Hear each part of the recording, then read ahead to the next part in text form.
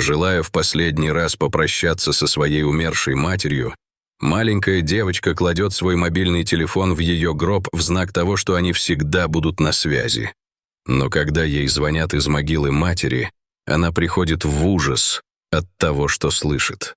Солнце садилось за горизонт, когда Эбби и ее семья подошли к часовне, где должны были состояться похороны ее матери Мэри.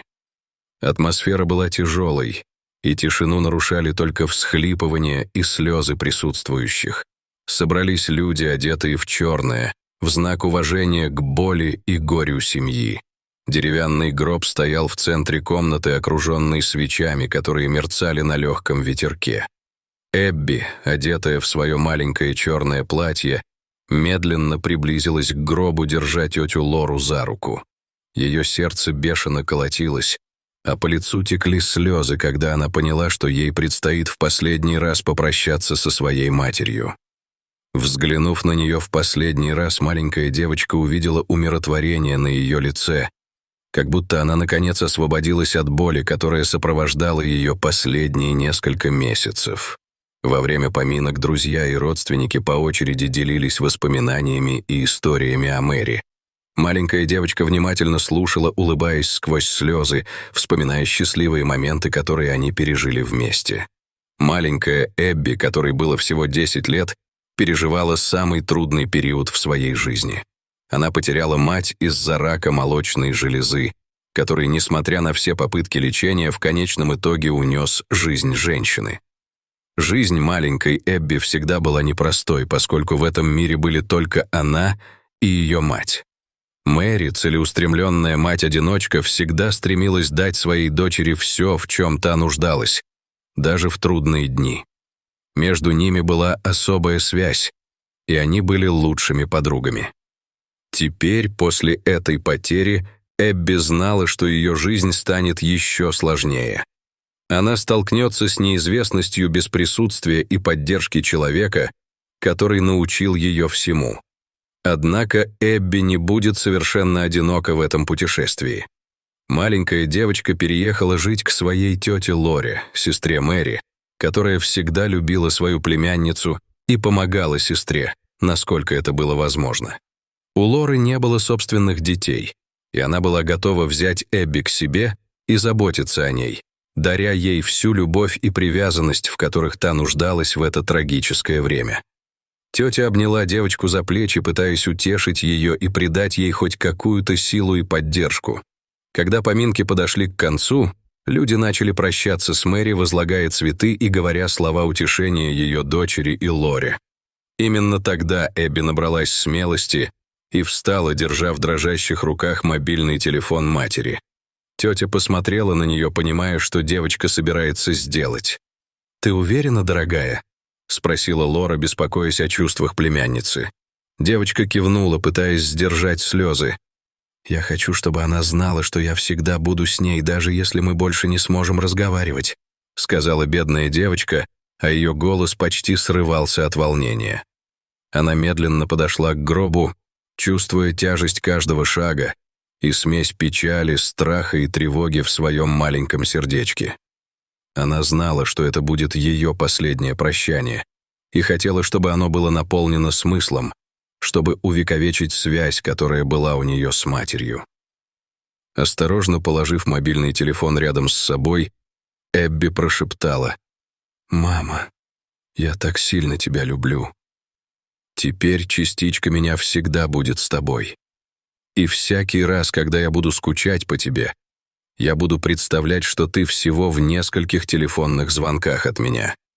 Этот предмет символизировал связь между матерью и дочерью, которая всегда была очень крепкой, даже в последние месяцы, когда больница была закрыта из-за COVID-19, и маленькая девочка больше не могла навещать свою мать. Мобильный телефон стал для них единственным способом общения. Они обменивались сообщениями, совершали видеозвонки и делились важными моментами повседневной жизни. Это постоянное общение укрепило связь между ними, помогая преодолеть физический барьер, возникший из-за больничной изоляции. Для Эбби мобильный телефон Мэри символизировал безусловную любовь дружбу и поддержку, которые она всегда чувствовала от своей лучшей подруги. Поэтому, положив его в гроб, она в некотором смысле увековечила эту связь и сохранила память о тех моментах, которые они пережили вместе. Слезы текли по лицу маленькой девочки, когда она отходила от гроба. Лора подошла к племяннице и обняла ее, разделяя боль и тоску, которые испытывала маленькая девочка. Вместе они встретят неопределенное будущее, храня память о дорогой матери и сестре в своих сердцах. Первая ночь после похорон была трагичной для бедной маленькой девочки. Ее тетя тщательно все подготовила, расставив по комнате несколько фотографий Мэри и Эбби в надежде, что это немного утешит ее. Но когда она посмотрела на фотографии, маленькая девочка почувствовала, как тоска еще сильнее сжалась в ее груди. Лежа в постели, она попыталась уснуть, но ее мысли были полны воспоминаний о поминках, последнем прощании и чувстве пустоты, которое теперь сопровождало ее. Она ворочалась, прижимая подушку к груди, как будто это могло облегчить боль, которую она испытывала. Слезы текли по лицу девочки, когда она позволила себе расплакаться, обнимая подушку и пытаясь понять, почему ее мать так рано ушла из жизни. На следующий день в доме своей тети, который теперь должен был стать ее новым домом, маленькая девочка позавтракала, и тете пришлось идти на работу, потому что, несмотря на то, что она была в трауре, дома у нее теперь был ребенок, которого она должна была растить. Лора поцеловала девочку и сказала: «Эбби, я скоро вернусь. А пока чувствуй себя как дома, потому что теперь этот дом твой. Если тебе что-нибудь понадобится, просто позвони мне, хорошо?» Маленькая девочка согласилась и сказала, что начнет приспосабливаться к этой новой реальности без постоянного присутствия и поддержки своей матери. Итак, как только тетя уехала, девочка осталась одна. Она воспользовалась моментом уединения, чтобы осмотреть новый дом и найти место, где она могла бы соприкоснуться с памятью о своей матери. Пока Эбби перебирала вещи Мэри в поисках чего-нибудь, что могло бы принести хоть какое-то утешение, зазвонил ее сотовый телефон. Удивленная и немного испуганная, она подняла его и посмотрела на экран. Ее сердце на мгновение замерло, когда она увидела, что на экране высветилось имя ее матери. Девочка поколебалась, прежде чем ответить. Затем, задыхаясь и с потными руками, маленькая девочка ответила на звонок. «Мама?» — спросила Эбби дрожащим и неуверенным голосом. «Эбби, дорогая моя, где я?»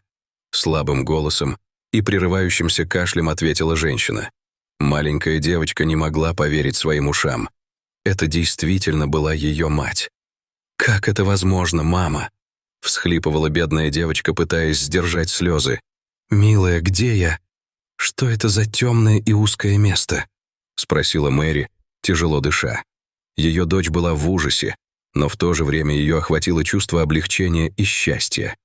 Действительно ли ее мать была жива? Она чувствовала, как колотится ее сердце, как страх и любовь борются в груди. «Мама, где ты? Я так по тебе скучаю», — спросила девочка и тихо заплакала. В этот момент звонок резко оборвался, оставив в комнате оглушительную тишину. Эбби, все еще пытаясь понять, что только что произошло, начала отчаянно кричать. Она была сбита с толку и напугана, не зная, было ли это реальностью или просто сном. Она пыталась перезвонить, но никто не отвечал, поэтому она позвонила Лоре. Как только она услышала растерянный голос племянницы, тетя поняла, что что-то не так, и примчалась с работы, чтобы встретиться с девочкой. Когда она вернулась домой, то обнаружила, что Эбби плачет и дрожит, все еще держа в руках телефон. Девочка попыталась объяснить, что произошло, рассказав о звонке и голосе Мэри на другом конце телефона. Однако Лора, очевидно, не могла поверить в эту историю. Она подумала, что девочка просто страдает от тоски по матери, и, возможно, у нее даже начались галлюцинации из-за стресса и горя. Поэтому она крепко обняла ее, пытаясь утешить и успокоить. «Все в порядке, дорогая. Я знаю, ты скучаешь по своей маме. «Мы все скучаем», — сказала она, поглаживая девочку по волосам. «Помни, что она присматривает за нами и всегда будет в наших сердцах». Маленькая девочка продолжала плакать, чувствуя разочарование и страх из-за того, что ее тетя не поверила в случившееся.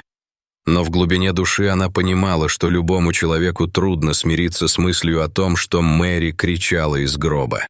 Девочка прижалась к женщине, ища утешения и уверенности, пытаясь понять тайну, стоящую за этим телефонным звонком.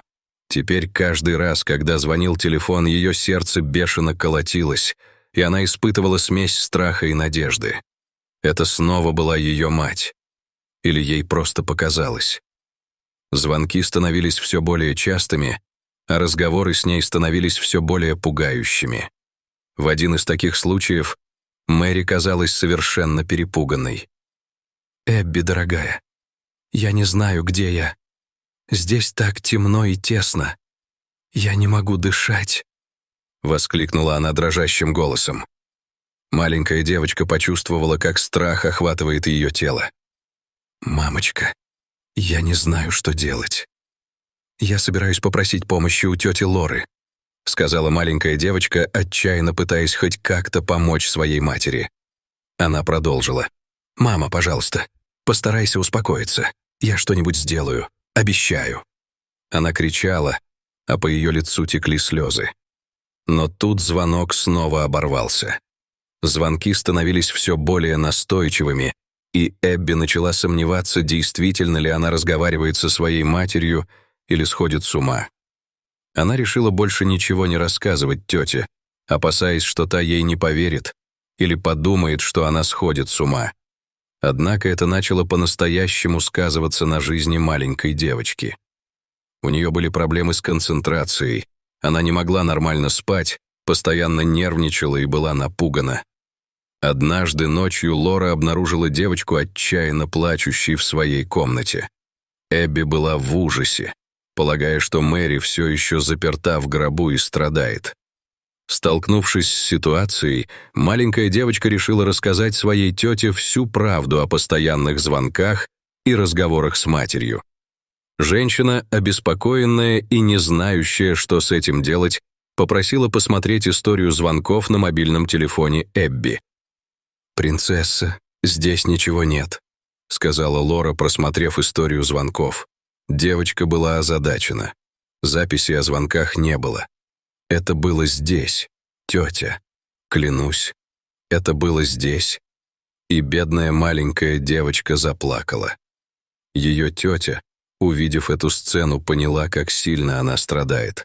Поэтому, решив помочь маленькой девочке, она записалась на прием к психотерапевту, специализирующемуся на травмах. Она знала, что маленькой девочке нужна профессиональная поддержка, чтобы справиться с потерей матери и этими необъяснимыми переживаниями. На первом приеме психолог внимательно выслушал историю Эбби и ее опасения. Он объяснил, что посттравматический стресс может проявляться по-разному, и что телефонные звонки могут быть своего рода слуховыми галлюцинациями, результатом тоски по матери. Эбби начала посещать еженедельные сеансы психотерапии, и постепенно ее состояние начало улучшаться.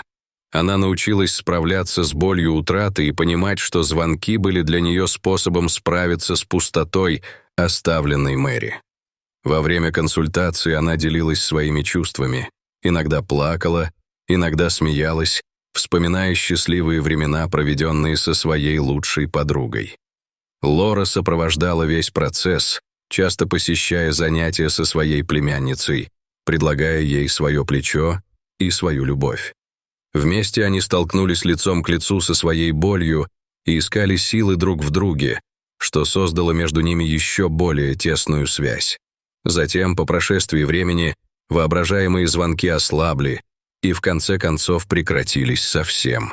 Эбби заново открыла для себя радость общения со своими друзьями. Ее жизнь возвращалась в нормальное русло, даже в отсутствие любимой мамы. И вот, по мере того, как девочка росла, она продолжала свой путь к выздоровлению, а также открыла для себя силу жизнестойкости. Она поняла, что, несмотря на невзгоды и боль утраты, которая вечна, Можно двигаться дальше и находить в себе силы противостоять жизненным испытаниям. Девочка стала еще больше ценить счастливые моменты и людей, которые были рядом с ней. И вот Эбби пошла дальше, храня в своем сердце воспоминания о своей дорогой матери и живя полноценной и счастливой жизнью, окруженной любовью и поддержкой. Затем, в один прекрасный день, когда прошли годы, и Эбби выросла в талантливую и решительную девушку, случилось неожиданное. Собирая свои вещи для переезда в другой город, Эбби также захотела взять с собой кое-что из вещей своей матери. Но вдруг она увидела нечто необычное. Старый дневник, тщательно спрятанный среди вещей ее матери. Это было странно, потому что она никогда раньше не видела этого дневника, и ей было очень любопытно узнать, что там написала Мэри. С тревожно бьющимся сердцем она открыла дневник и начала читать слова, написанные ее матерью.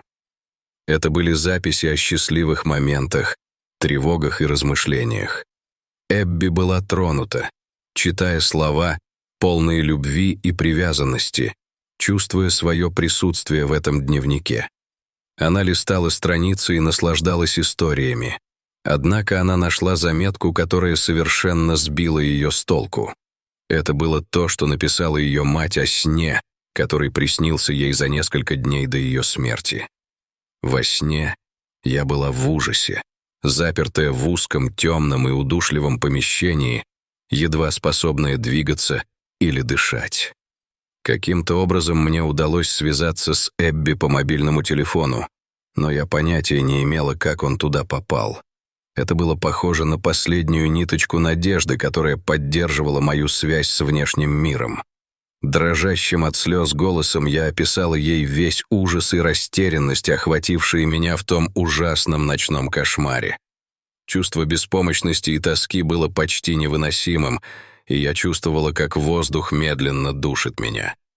Отчаяние в моем сердце росло с каждой секундой, пока я неустанно искала способ вырваться из этого заточения и защитить свою дочь. Ответственность и любовь, которые я испытывала к ней, заставили меня бороться с паникой и удушьем, в надежде, что вместе мы найдем выход из этого ужасного кошмара.